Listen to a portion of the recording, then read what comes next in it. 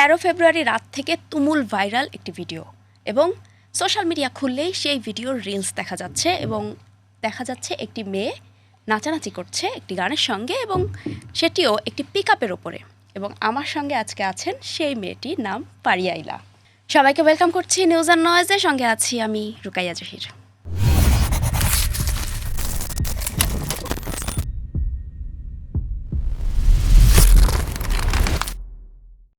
গত রাত থেকে আপনি বেশ ভাইরাল।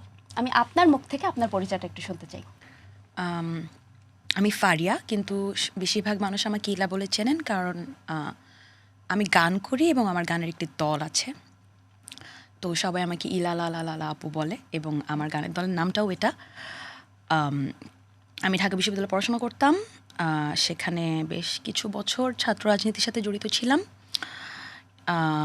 ওখানেই গান, আমার ব্যান্ড শুরু করা বা আমাদের গানের যাত্রা শুরু হয় মূলত ডিএসএ মুভমেন্টের সময় থেকে 2023, যখন হচ্ছে আর্টিস্টদের ব্যাপক ধরপাকড় চলতো ডিএসএর আন্ডারে। এর পরবর্তীতে চলতেছে, এখনও চলে। এই ওকে, গতকাল রাত থেকে আপনি মোটামুটি ভাইরাল বলা যায়। তো এই যে গানগুলো সিলেক্ট করছে কে?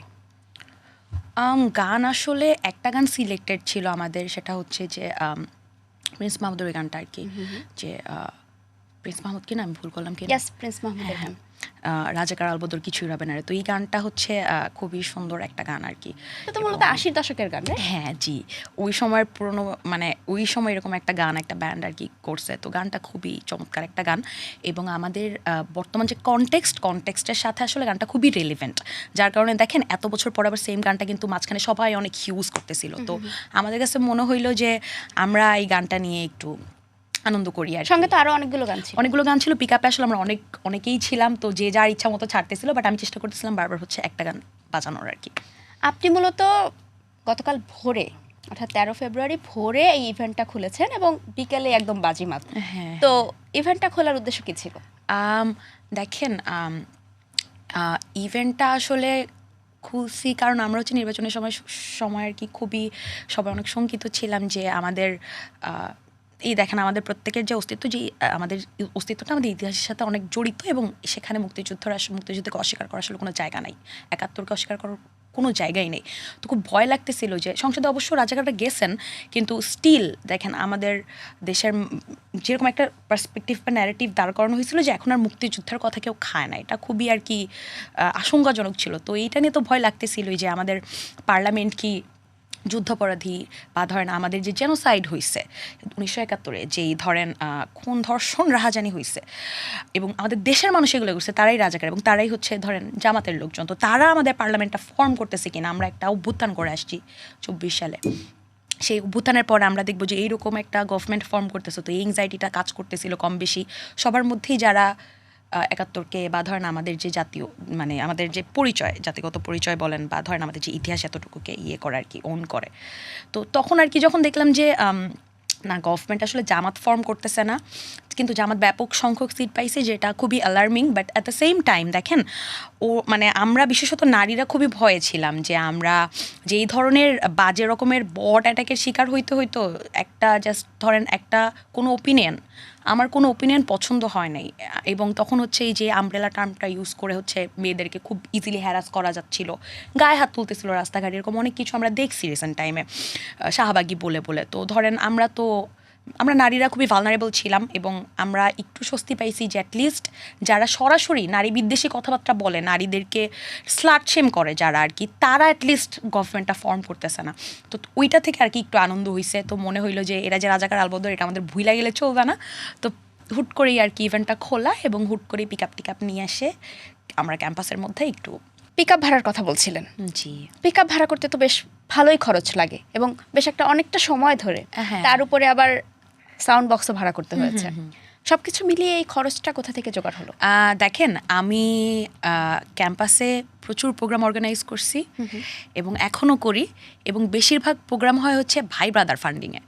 অ্যান্ড আমরা ধরেন পাবলিক ইউনিভার্সিটিগুলোতে যেটা হয় যে আমরা ধরেন কোনো একটা প্রোগ্রাম নামানোর ইচ্ছা হয়েছে, আমরা নামাই, সাউন্ড টাউন সব কিছু বলে দিই। এবং আমি পিকআপ ভাড়াটা কাল কীভাবে দিই সেটা একটু আপনাকে বলি। পিকআপ থেকে নামার পরে সিনিয়র যারা ছিল তাদের কাছে যে 500-1000 করে টাকা নিছি যে ভাই টাকা দেন। এভাবে করে হচ্ছে আমরা নর্মালি সব প্রোগ্রাম নামাই এবং একটু ঘেটে দেখলে দেখবেন আমি একটা প্রোগ্রাম ছাড়া কোনো প্রোগ্রাম স্পন্সরশিপে করি নাই, ভাই ব্রাদার ফান্ডিংয়েই করছি, নিজের পকেটে টাকা থাকলে নিজের পকেটে টাকা দিছি, দ্যাটস ইট। বেশ, আপনি কি কি প্রোগ্রাম করেছেন আগে?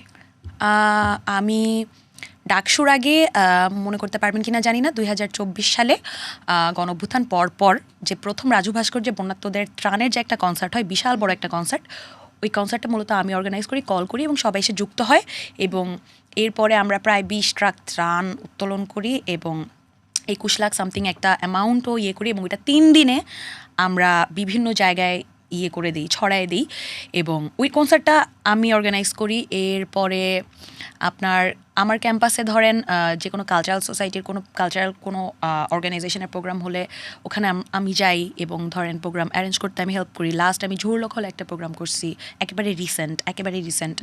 তাছাড়াও এই আর কি কনসার্টস অ্যান্ড অল, ধরেন ওটা কাওয়ালি হোক, কাওয়ালি তো ধরেন আমি গাইতে পারি না, আমি তো রক গাই, কিন্তু আমি ধরেন এটা বলা ঠিক কিনা জানি না, আমি ডাকসু ইলেকশন করছিলাম হচ্ছে কালচারাল সেক্রেটারিতে, কালচারাল অ্যান্ড লিটারেচার সেক্রেটারি। তো ধরেন আমাদের যে বর্তমান যিনি কালচারাল সেক্রেটারি আছেন উনি আসলে কয়টা প্রোগ্রাম করছেন এটা আসলে একটা বড় বিষয়। তো করেছেন কিন্তু এবং সেখানে বেশ ভালোভাবে স্লোগান হয়েছে এবং এই তো মানে রিসেন্টলি তো একটা বড় প্রোগ্রাম হলো, কয়েকটা আমি ধরেন আমি নিজে কিছু করি না এরকম, কিন্তু আমার জুনিয়ররা সবসময় আমার কাছে আসে যে আপু এই টাকা আছে, এই টাকা দেয় এরকম একটা প্রোগ্রাম নামাইতে চাই, নামানো সম্ভব কিনা, এবং আমি সেটা করে দিই আর কি। এবং আমার ভালো লাগে যখন গান বাজনা হয়, আমি যেহেতু একজন শিল্পী খুবই ভালো লাগে। তা আপনি বলছিলেন যে আপনার একটা শঙ্কায় ছিলেন, জুলাইয়ের পরিচিত মুখ আপনি, জুলাইয়ের বাকি পরিচিত মুখ, বাকি সবার কথা বলা যাবে না, বাট জুলাইয়ের বেশ কয়েকজন পরিচিত মুখ যারা, তাদের একটি দল আছে, রাজনৈতিক দল এনসিপি। জি। তো তারা গিয়ে তো জামায়াতের সঙ্গে জোট গঠন করেছে। জি। তো আপনি কেন শঙ্কায় ছিলেন? দেখেন এখানে আসলে আমি বর্তমানে এটা ক্লারিফাই করে আমি কোনো রাজনৈতিক পরিচয় হোল্ড করি না। তো এটা ধরেন আমি কি বলবো, জিনিসটা খুবই ডিসঅ্যাপয়েন্টিং যে আমাদের সাথে যে যখন আর কি জোটটা করা হয়েছে, এটাতে ডিসঅ্যাপয়েন্টমেন্ট ছাড়া আসলে আর বলার মতো কিছু নেই। এবং সেখানে ধরেন যারাই ডিসঅ্যাপয়েন্টেড হয়েছে, যারাই একটু প্রগতিশীল চিন্তা ধারণ করে, তারা কিন্তু বের হয়ে গেছে এনসিপি থেকে, আলটিমেটলি থাকে নাই। ওকে, তো আপনার কি মনে হয় যে এনসিপি থেকে বের হয়ে তাদের ভালো হয়েছে, নাকি এনসিপির সঙ্গে থাকলে কি অনেকগুলো সিট আসলে এনসিপি পেত না? দেখেন রাজনীতিক যে জায়গাটা, এই জায়গাটা তো আসলে অনেক বেশি অনেস্টির জায়গা। বা ধরেন আপনি যদি নিজেই নিজের কাছে সৎ থাকতে না পারেন, আপনি যদি একটা ফিক্সড আইডিওলজিতে যাইতেই না পারেন, এরকম হাইব্রিড আইডিওলজি দিয়ে তো আসলে হয় না, একটা আইডিওলজিতে যাইতেই না পারেন, আপনি পিপলকে কি সার্ভ করবেন? তো সিট পাওয়ার হিসাব তো করাই যায়, কিন্তু ওই প্রশ্নটা তো থেকে যায় আসলে। ওকে, আপনার ভিডিওতে অনেক কমেন্ট এসছে, একটি কমেন্ট আমি একটু পড়ে শোনাই। একজন লিখেছেন মুদ্রার এপিটোপিট এবং গুপ্ত। আপনিও কি আসলে গুপ্ত? মানে অনেকেই বলছেন যে নির্বাচনের পরে গুপ্তরা সব বের হয়ে আসছে। ওকে, এটা হচ্ছে একটা ন্যারেটিভ বিল্ড করার হচ্ছে একটা পন্থা। এখানে হচ্ছে আপনি আগের ব্যাপারটাকে খারিজ করে দিয়ে, মানে আপনি জানেন, আপনি চাক্ষুষ দেখছেন, কিন্তু আপনি কি করবেন, আপনি আগের ব্যাপারটাকে খারিজ করবেন স্টেক কমায় দেওয়ার জন্য। তো এখানে যে গুপ্ত কথাটা বলা হয়েছে জাস্ট এটা করার জন্যই। এবং অনেকে আপনাকে শাহবাগী বলছে, আপনি কি শাহবাগী? আমার ঢাকা বিশ্ববিদ্যালয়ে পড়ছি, তো ওই জায়গাটা শাহবাগে, এখন জানি না আসলে। কবে পাস করেছেন? আমি পাশ করিনি, আমি ছেড়ে দিছি আর কি, আমি মিউজিক পার্সু করতেছি ফুল টাইম।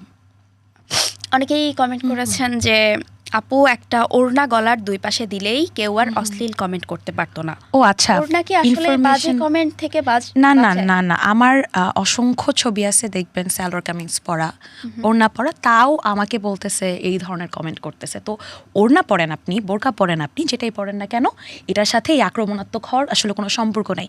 এখানে মূল সম্পর্ক যেটা, সেটা হচ্ছে আপনার ওপিনিয়ন বা আপনার যে কার্যকলাপ, সেটা ওরা পছন্দ করতেছে না এবং আপনাকে ড্র্যাগ ডাউন করার জন্য যেটা মানে একটা জাস্ট ছুতা বাইট করবে, দ্যাটস ইট।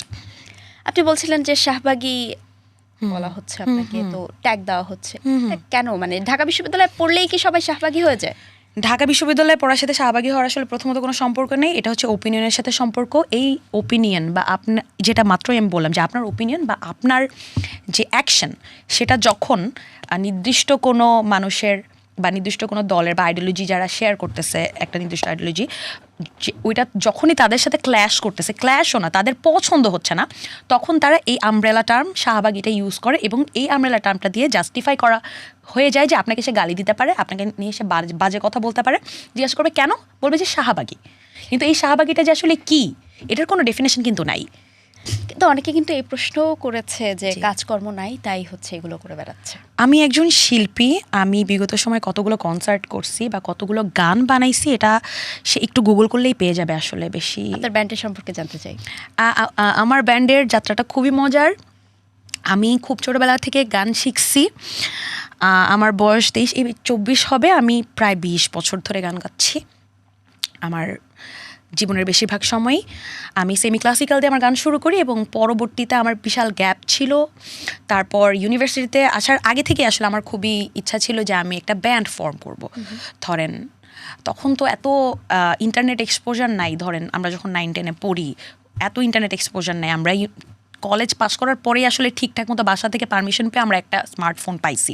ওয়াইফাইও তখন খুবই রেয়ার, ওয়াইফাইও সবার বাসায় থাকে না।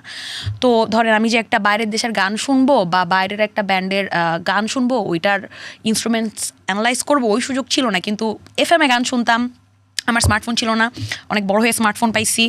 তো ওইভাবে করে হচ্ছে ধরেন ব্যান্ড করার ইচ্ছা ছিল, তো সুযোগ হয় নাই। ইউনিভার্সিটিতে আসার পরে আস্তে আস্তে জিনিসটা ফর্ম হয়েছে ডিএসএ মুভমেন্টের সময় থেকে, যখন হচ্ছে আর্টিস্টদের কোনো ওয়ার্ক বা ধরেন কোনো কথা বা কোনো কিছু মনে পড়বে সবারই, সেটা হচ্ছে যে প্রথম আলোর একজন সাংবাদিককে একটা রিপোর্ট করার জন্য গ্রেফতার করা হয়েছিল। ডিএসএ যে আইন ছিল ওই কালা কানুনের আন্ডারে আর কি। তো ওই সময় থেকে হচ্ছে ধরেন আমরা নানা ধরনের গান টান বানাইতাম, যে গানগুলো ধরেন প্রোভোকিং, মানুষের থট প্রোভোকিং। তো তখন থেকেই আর কি আমরা বাস্কিং বলে একটা জিনিস করতাম, যেটা ইউরোপের দেশে আর কি ইউরোপের দিকে আর কি খুব প্রচলিত, যে আপনি সামনে একটা বক্স রাখেন, বক্স রেখে হচ্ছে আপনার যে মেসেজ বা ওইটা হচ্ছে আপনি পারফর্ম করেন এবং মানুষ আপনাকে টাকা, ফুল, বই, যা খুশি আর কি দেয়। তো আমাদের দেশে এটা করে বাউলরা বাড়িতে বাড়িতে যায়, গান শোনায়, চাল ডাল না, এভাবেই তারা চলে। তো আমরা বাস্কিং শুরু করি, বাস্কিং থেকে আমাদের ব্যান্ড ফর্ম হয়ে যায় এবং আমরা গান বানাইতে থাকি। ব্যান্ডটা যেই ব্যান্ড দিয়ে শুরু করছিলাম সেই ব্যান্ডটা এখন আর নাই, ডিজলভড। তারপর হচ্ছে গানগুলো এখনও আছে, গানগুলো কম্পোজিশন করেছে তো আমার, এবং পুরনো কিছু ব্যান্ডমেটসও আছে। তো এভাবে করেই এখন আমি ইন্ডি ব্যান্ড ফাংশন করতেছি আমার নামে, ইলালালালালা।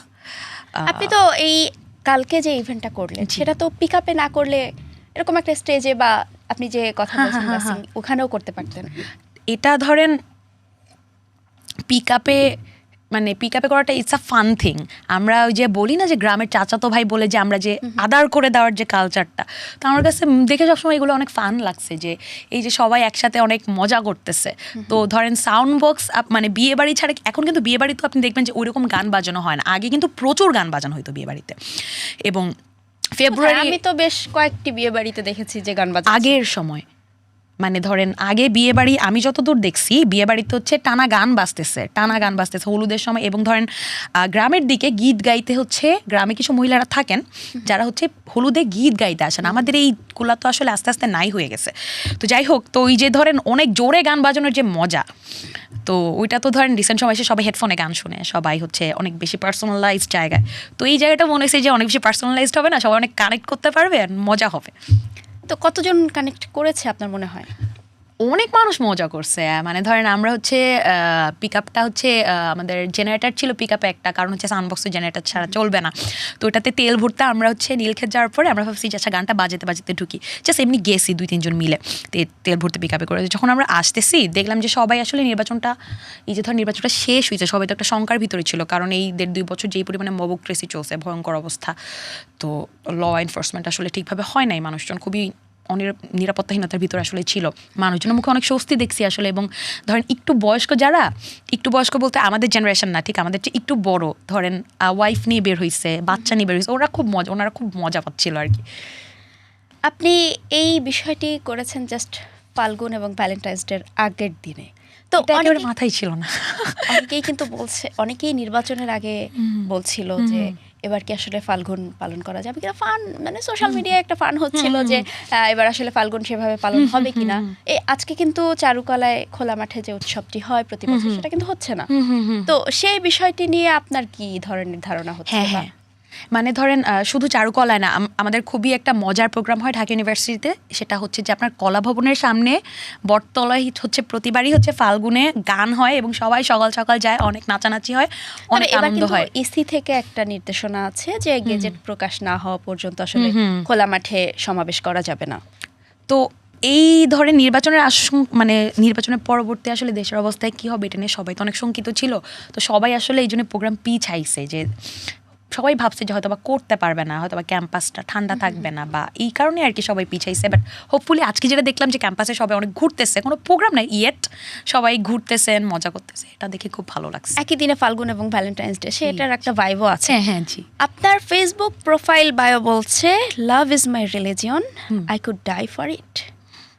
এইখানে লাভ বলতে আপনি কি বোঝাচ্ছেন?